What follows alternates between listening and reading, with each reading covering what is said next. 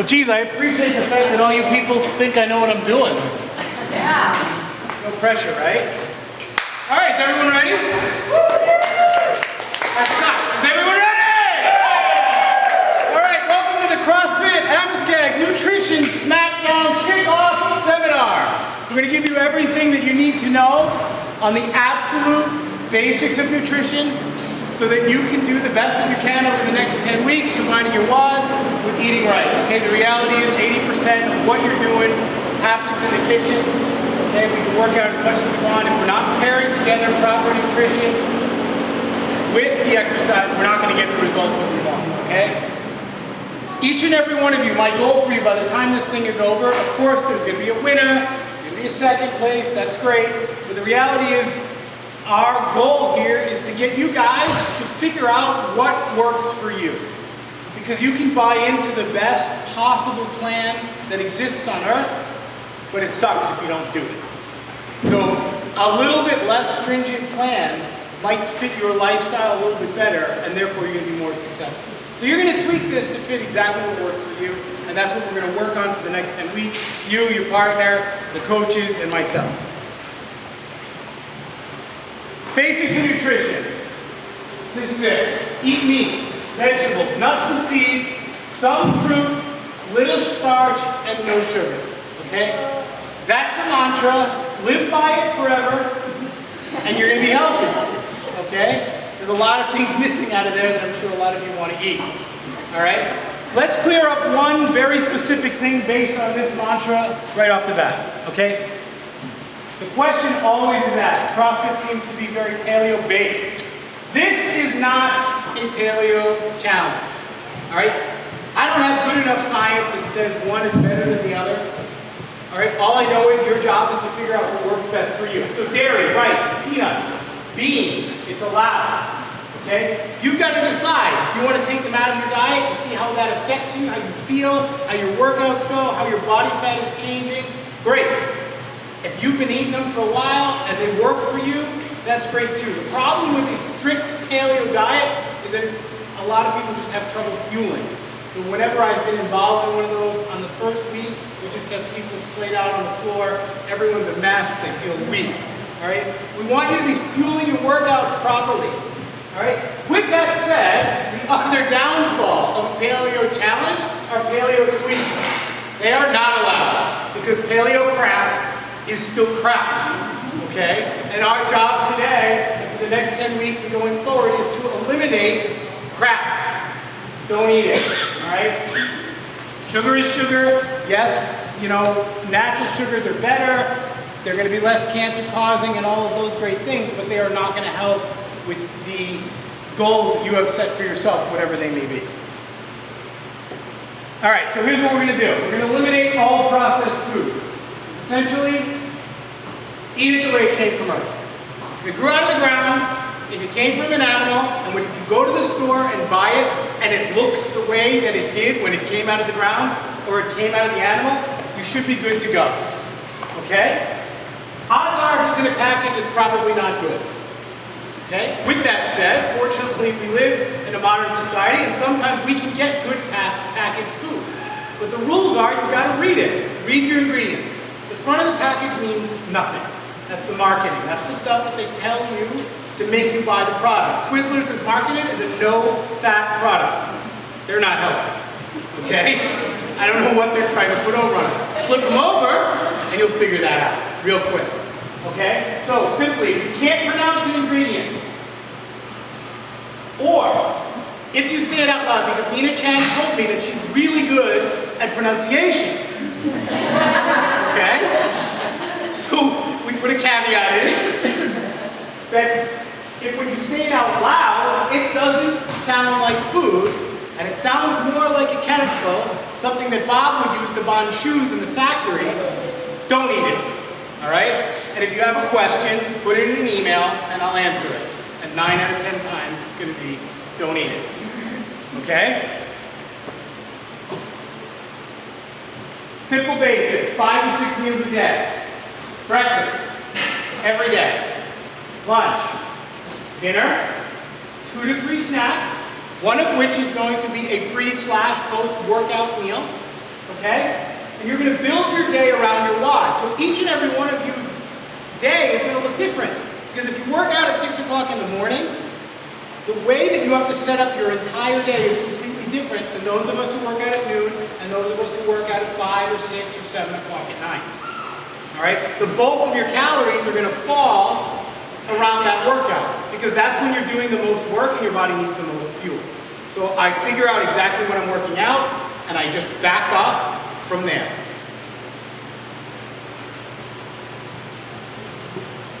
All right, we're going to do some super duper basic sort of nutritional info, okay, just so you get an idea. The reality is, in the end, most of this won't overly matter, so don't get like overly stuck or confused or concerned if some of this is confusing. It's taking you years to figure out. But here's the deal. We've got 3 basic macronutrients that you need to eat, okay? That's what food's made out of. Protein's going to make up about, and these are all abouts, because everyone's a little different, 30% of your day. Fat's going to make up about 30% of your day. Carbohydrates is going to make up about 40% of your day. That's basically the zone diet, which is pretty solid. All right? So let's break that down a little further. Protein. Obviously, we all know we need it. How do you know it's protein? Very simple. Unless you are a vegetarian or a vegan, okay? Those of you, we're going to have some challenges, but that's okay. It comes from animals. Meat, fish, chicken, that's your protein. Yes, some of it has a little bit of fat, okay? Some of it's lower fat than others. We're not going to overly concern ourselves with that. It's an animal, it's meat, and it's protein, okay? Every single meal, 0 exceptions, should have this, okay? We sort of figure out how many calories a day we're going to take in based on this number, because we're going to take in about 1 gram of protein per pound of body weight. Don't get overly crazy on it. It's just a ballpark. For those of you who are looking to add more muscle, maybe a little bit more. For those of us who are looking to lose more weight, maybe a little bit less. Okay? Protein is the essential nutrient for building muscle. Okay? We break ourselves down in here. We build it back up with protein. Fat, 30% of our diet. Nuts, seeds, oils. I didn't put some dairy. Okay? All good fats. We're going to put that in every single meal except our pre and our post-workout. All right? Fat is slowly digested, which is great, except when we absolutely need to shuttle fuel back into our system right after a workout or if we're priming the pump before a workout. So the time that we eliminate it is right there. So no big scoops of peanut butter right after your workout. All right? Save that for earlier in the morning, later in the day at a different meal. All right? It's essential. Supports body and brain function. If you've ever met a bodybuilder who's about to go on stage, he's about 3% body fat, doesn't even know his own name because he's not taking in fat and they're a disaster. All right? Last but not least, the greatly feared carbohydrate. It's going to make up about 40%. All right? It comes from the ground. It grows.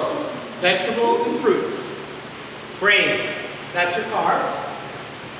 This is going to be the thing that you take the most of pre and post workout because it's your fuel. All right, so all meals except dinner. All right, veggies are technically a carbohydrate. I sort of put them in a category of our own. All right, so at dinner we're going to eliminate them. Why? Because right before you go to bed is the time you need the least amount of energy. You don't tuck your car in the garage and then fill it up with fuel. You fuel it before you go. It's going to be kind of a bell curve more in the morning. Okay, we want to slow down our carbohydrate intake as the day goes on. Like I said, it's the gas for your car. It's vital for energy. And this is the nutrient that we play with based on your goals. Okay, if you're in a fat loss mode, we're going to decrease it. If you're in a muscle gain mode, we're going to increase it. So that's the one that's going to essentially go back and forth, and fat kind of plays along with that. If we pull some calories out from carbohydrate, we've got to fill the void somewhere. We fill it usually with fat. And as we add carbohydrates, we'll probably leave our fat alone, and we'll just increase the carbs. All right, basic calorie count. Again, this is not something to drive yourself crazy over. It's just a ballpark, just to get an idea. People ask this question: how many calories a day should I take in? Okay, the absolute baseline, just for anyone to understand, is 1,200 calories. You can't function as human beings with less than 1,200 calories. If anyone here has tried to eat a 1,200 calorie diet, it's ridiculous. It's impossible. You're dead. There's just not enough. So we're going to set the baseline for most of our females, especially because you all are doing high intensity workouts every single day, which we're going to fuel at a bare minimum of 1,500, which is still low. And you're going to go to 2,000 plus. I mean, if you're working out 3 times a day and you're looking to add muscle, that number may go up. Guys are going to be somewhere in the 1,800 to 2,500 plus range. But again, we're not counting calories. It's just just so you have an idea, so don't drive yourself crazy. We're not going to start worrying about that stuff. All right, so in conclusion on our nutrients. I think I've driven that point home. Don't drive yourself crazy. The reality is quality versus quantity. That's the key here. Okay? Quantity will take care of itself when your quality is high. Right? The reality is, how many of you can overeat broccoli or apples? I mean, I could put 10 apples in front of you. Maybe you can put down 2 and then you're full. It's a lot easier to eat significantly higher quantities of food when it's garbage, because it just goes down quicker. Or when it's processed carbohydrates, or when it's sugar. The body uses it very quickly and we're hungry again. So if we keep our quality good, we're really not going to have a problem. And I've never seen it be a problem. Unless you get to the place, you know, where your game's athlete ready, 5% body fat, you've got a 0.5% to lose, we'll start counting calories, and you can see me after, we'll discuss it. All right, so now the next question. So great, thanks for all that info. What the hell do I eat? That's why I'm here, right? That's what I showed up for. Please, just tell me what to eat, and I will. Hopefully. We'll know if you didn't. Breakfast. Eggs are the big one, all right? That's the place where I get the majority of my protein. We add some sort of meat. Thank God for paleo, because bacon became good again, right? So that was a huge step in the right direction.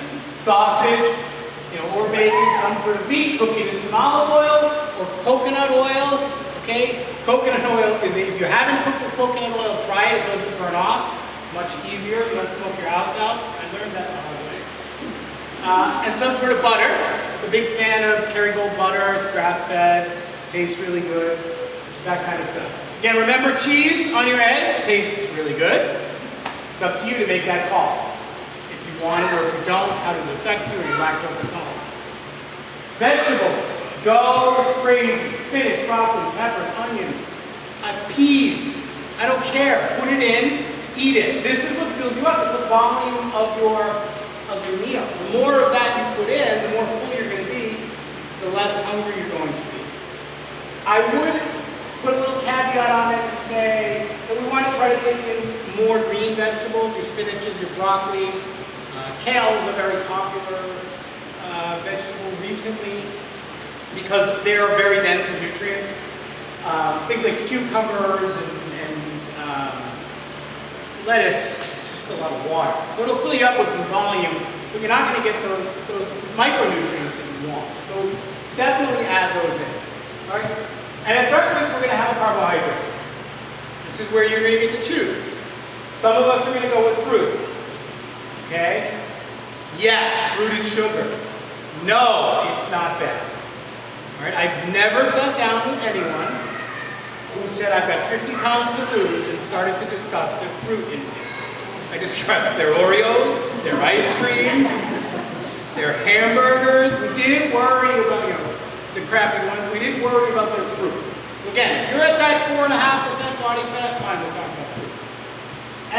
And or some sort of starch. Some of you may find in the beginning, and this is the mistake that a lot of people make, you want to drop a bunch of weight early, you're going to just dump out your carbohydrates. The next thing you know, you're getting your butt kicked on a leaderboard.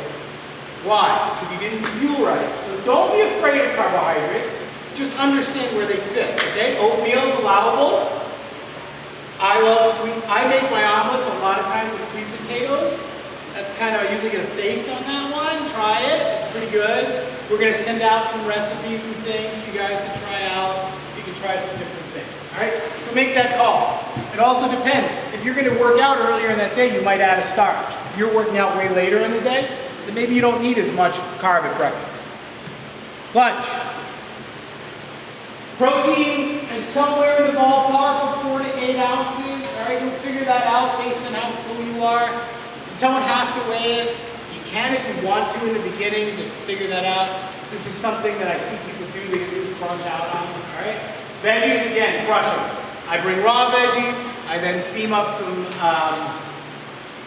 frozen veggies because, again, that volume is what keeps you full.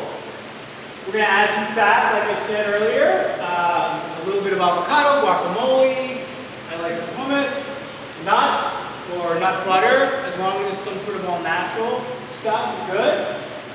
Carbohydrates, again, fruit and or starch, depending on your goals, when you're working out. At this point, you know, we can bring in the rice, the couscous, the quinoa, all of those healthy starches that have sort of been villainized recently. Again, I haven't sat down with too many people and discussed, oh, you know what, you're crushing too much white rice. Like, that's usually not the issue. Dinner, guess what? Looks just like lunch. Protein, 48 ounces. Veggies, as much as you can tolerate again. Get a little fat, some oil on a salad maybe, olive oil's great. Some avocado, some hummus again. The big thing we dumped out of here is notice the starch disappeared. All right, so we're going to hold off on that right before we went to bed. And like I said, yeah, it's very similar to lunch. So, I mean, typically I eat some sort of red meat at one meal and some sort of chicken at the other. Add fish in. I don't like it, so I don't really eat it. Add seafood in. Mix and match however you want. Snacks. Nuts of all kind. That's going to get you some good fat. Just make sure they're raw, right? I don't want to see honey roasted peanuts because I said nuts, all right? Pistachios, cashews, you know, raw almonds tend to get the big upsell lately. Nut butter, earlier, like I said, almond butter, Teddy peanut butter. Okay, yogurt's a big one. You all have Lisa to thank that you get some flavor in your yogurt. All right, she'll share with you that Danny makes a 000 yogurt, vanilla and strawberry. Yeah, they have a couple of flavors. Oh, okay. So I stood on my pedestal and said plain yogurt only. Lisa might be wrong, so enjoy it, okay? It's not perfect, but it's damn near close. We'll allow it. Greek yogurt, plain, okay? That's another good place to go. Of course, I throw in a protein shake from time to time. Bars we got to be really careful on. You read your ingredients on bars and you're going to fail a lot of times. So I found that you're reasonably safe with a Larabar, depending on the flavor. And I tend to like the Quest bars. You can get all this stuff on Amazon. I tend to keep bars in sort of like a break class in case of emergency. Keep one in your, in your lunchbox, and just instead of making a really, really bad decision, you have something so that you can keep yourself safe. All right, let's talk pre and post workout because this is another one that's gotten interesting, right? Most people, when I say pre-workout, they think of this massive caffeine bomb. All right, that's all these products, C4 and NO Explode, and I think Progenics has one. That's what everyone thinks. So my face is going to tingle, I'm going to feel like my skin is ripping off, and if I don't work out, I'm really in trouble because I'm loaded with a gazillion milligrams of caffeine. That's not what I mean. All I'm saying is make sure that you're fueling yourself properly, carbohydrate and protein, within 1 hour to a half an hour before your workout. This is another one that you're going to have to test and see how do you stomach something within a half an hour of your workout. You may have to push it back a little bit just because it doesn't sit well with you. You may get used to it. I do it in liquid form. We'll talk about it in a second. So so basic, we add some basic. So we're looking for a 2 to 1 carbohydrate to protein. Okay, 2 grams of carbohydrate for every 1 gram of protein. 30 minutes from now before the WOD, it's going to be exactly the same right after. All right, you want to get some different flavors, so you feel like you're doing something a little differently, great. All right, this is huge for our morning workouts. Our 5, 6, 7, probably all the way through 9. the more and more people I talk to, the more I realize they're showing up here on an empty stomach.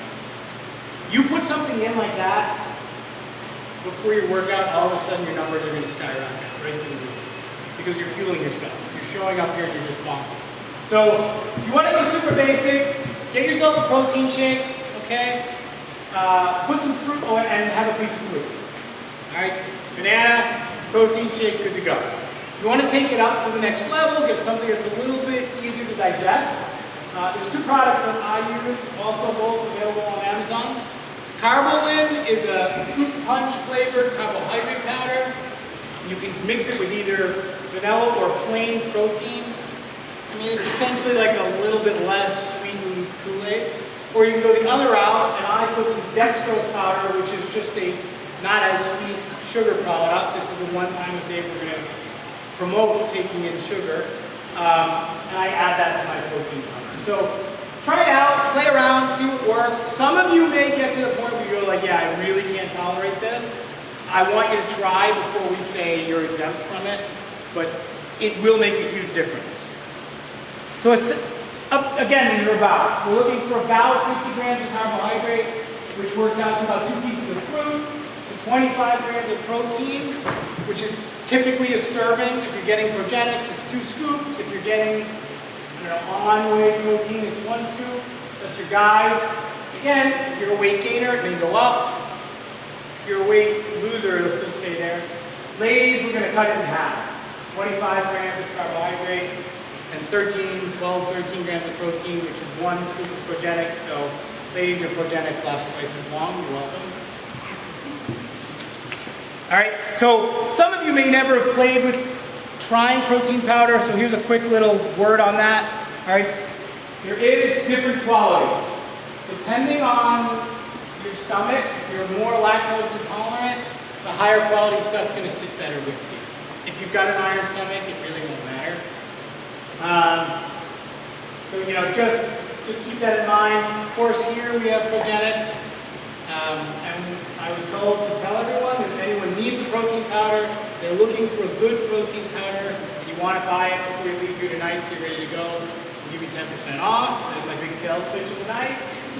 Okay? I will say that it's the best tasting stuff I've ever had. And if you go back to the late 90s, that stuff was nasty. So it's come a long way. Bars and powders have come a long way. So pick and choose whatever you want. I mean, it doesn't overly make a difference, except that, like I said, that stuff just tastes really good. All right, so now you're thinking, holy, that's a lot of food. It's a lot of food, it feels like. How many, there's no way that's only 1,800 calories, it's not possible. All right, the reality is, it's gonna feel like a lot of food. If you've never eaten like this, you're gonna be 3/4 of the way through breakfast, and you just wanna throw up, like it's ridiculous. You're gonna feel very full. So you're going to think you're eating a lot. But I mean, if you think about 2 eggs or 70 calories a pop, it's 140, 150 calories. Not that much. You're going to get used to it. If you've been under eating, this is going to take a little while. So progress slowly. Don't be afraid to have a little bit less in the beginning. All right? Like I said, it's a lot of volume, but not a lot of calories. And the other thing, if you've ever eaten like this, and you're working in an office with people who don't eat like this, they're going to make fun of you because you're always eating. All right, I've been going through that for a long, long time. Because every 2 to 3 hours, it's time to eat again. And most people just don't do that. So that's cool. Get over it. Yes, you're going to eat a lot. And my favorite line is the last one. Yeah, it works. All right, talk to anyone who's eating like this. If you're not eating like this, yes, it's going to make a big difference. All right. That's the basics of nutrition. That's where we're going to stop. We're not going to get any further than that. For some of you, this may be all brand new. For some of you, this may be old hat. I expect that I'm going to get questions galore. That's totally cool. That's what I'm here for. That's the role that I'm playing in this. So don't be afraid to ask questions. Let's get into the actual competition piece of the puzzle. Question number 1 that I keep getting, and unfortunately, I think some different information has been given out. You are competing as a team. You will win. You will lose together as a team. Okay? Your final score is going to be a combination of all the points that you both earn, plus all either the body fat or muscle mass that you lose or gain. So you want to keep each other accountable on this piece, right? You're swapping food diaries, you're going to talk to each other. You've got to give that negative point if they cheat, because guess what? If you guys are giving just, okay, we're going to let all that go, when the rubber hits the road and we reweigh, it's going to be quite obvious who didn't do the work. So, I like the idea, I've seen this work, that having somebody who you're talking to daily about this really will make that difference.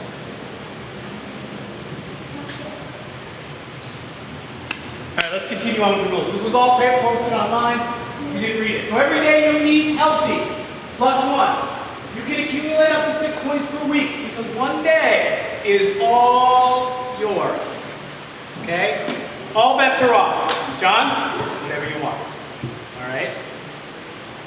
Obviously, the better you are on that cheat day, it may carry over a little bit better. But I've read some pretty decent books in science that says you really can't do too much damage in one day.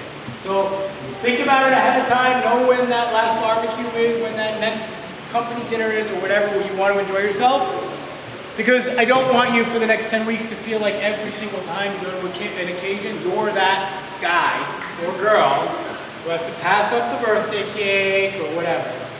You've earned it. If you do 6 days a week, you'll be fine. All right? With that said, if you're on an odd cheat day, and you do cheat, 1 cheat is -1. 2 cheats is -2. So John, 1 beer is -1. 2 beers is -2. But if you just poured into one really big Yeah, right. Get a gallon jug and fill it up. So 1 growler is 1 point? Right. All right, so this was the big one. When I did this with my wife, she looked at me and went, wait a minute. 1 Oreo cookie cost me an entire day of eating healthy. Yeah, because that's the motivation. Because you want to have a real reason to skip it. If we let you just have a -1 and then you can throw the whole day away, well then there's going to be a lot more cheating going on. Cheats include anything processed. Sweets and bars. What's that? It's a bar considered a cheat food. Depends on which one you're reading. So that's why That was the question I was just asking. that's why I said Quest and Ladder are the ones that I found are okay. A lot of if you go into a 7-Eleven and you look at a lot of bars, it's not far off from a Snickers bar. Really not. So I would stay away from as much as possible. Sweets of any kind, like I said earlier, including vanilla sweets. And read your ingredients. I didn't say ketchup's not necessarily a cheat, but you'd be surprised if you don't read your ketchup label what's actually in it. So you got to be a little bit picky. You're going to have to be that person in the grocery store who's taking up the entire aisle because you're reading the back of every barbecue sauce, every ketchup. Share with each other. If you find something that's like a golden find, like Lisa did, share it. Because people are looking for these things. What's that barbecue sauce that I can finally use? All right, is there a better option of whatever? Right?